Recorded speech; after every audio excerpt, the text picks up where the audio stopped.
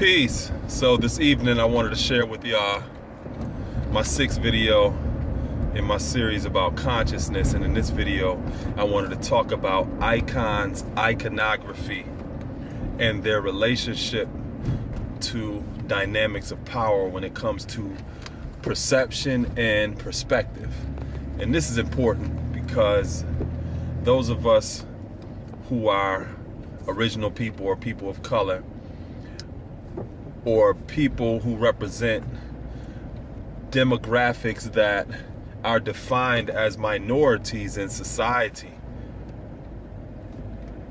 because of that, we do not represent the status quo or the icons or the iconography that reflects that status quo and the narratives that go along with that status quo. So for example, as a status quo, there are certain stories of heroicism, beauty, brilliance, triumphs, tribulations, all of these different narratives that reflect a certain image and an idea. And because I don't represent that status quo, it's a stretch for me to psychologically associate with that icon or with those forms of iconography. And there's a lot of things that come along with that as psychological baggage. So for example, if you are a woman and you wanted to identify with concepts of power in the form of superheroes, you may have limited symbolic imagery to illustrate those different dimensions of power, because all you're really going to see is a bunch of males or men. And if you are a woman of color, you're going to see primarily white males or men that represent these different dimensions of power. And there are going to be very limited perspectives of what a woman, especially a woman of color, looks like in that capacity of a person that has a position of power. That does something to you psychologically. Some women grow up and their solution to that is to align themselves with being more masculine or being a man, because they don't see those icons or that iconography.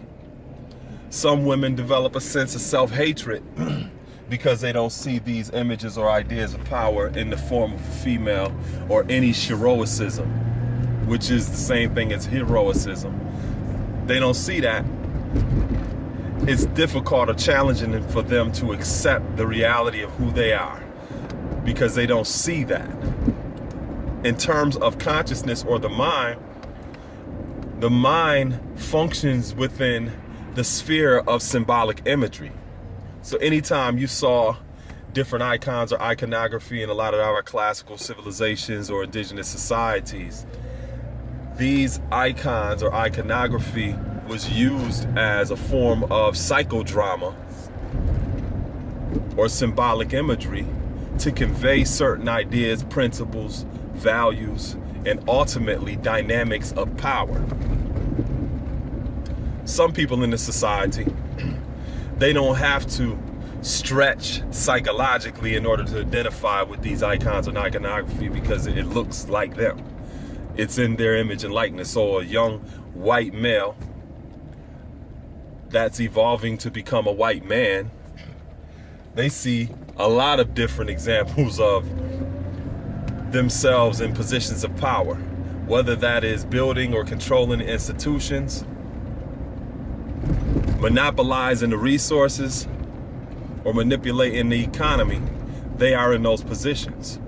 So it's not a stretch psychologically to identify with that, and it creates somewhat of a synapse between the conceptual neurons of the intangible reality of the mind or the concept of consciousness and the tangible reality of this physical world. So in other words, symbolic imagery or imagination is the bridge that links the intangible or consciousness to the tangible, which is the physical realm.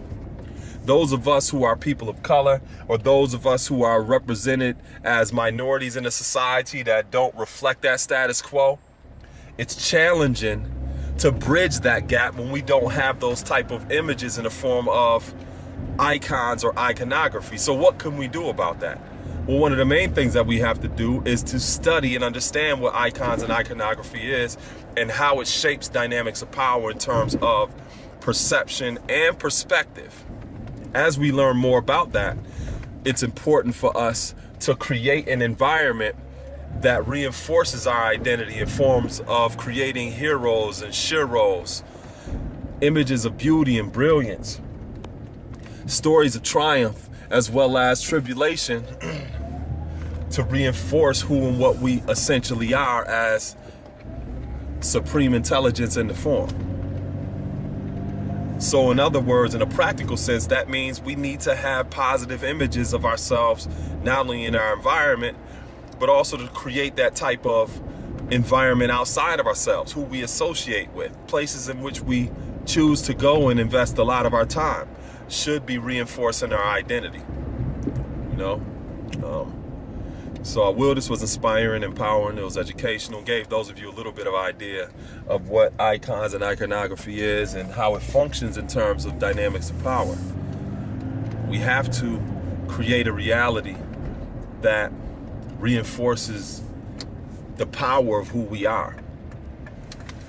If we don't, then we're going to be perpetually disempowered to do anything about our destiny. Peace.